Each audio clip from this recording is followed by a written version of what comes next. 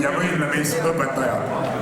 Algab 7. Eestimaa võimlemispeo Maaelu Võlu esimene etendus. Kohe laiuvad selle ees suvised viljapõllud ja kaunis eestimaine loodus ning maastikud. Etenduses teevad kaasa ka traktorijuhid 6 Kubota väiketraktoril ja osaleb ka üks leht. Tere tulemast teile kõigile ja tänase lennuk ei olnud planeeritud, aga tänase õhtu juhatab sisse ja algab proloog. Teeme suure aplausi meie kõigi lemmikule Ilu Linnale.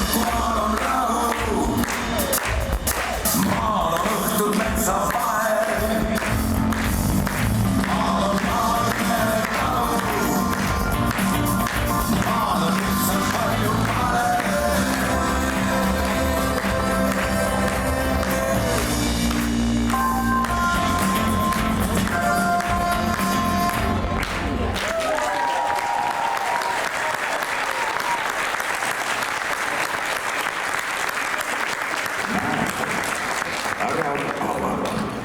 sa tule. Maa ootab sind, on algus uus nüüd jõudnud päris lähedale.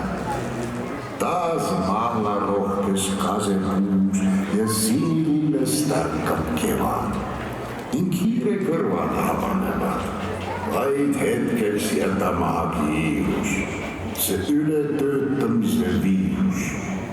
Sa koli maale, tule varem, las sulgub linnas nepperlukk.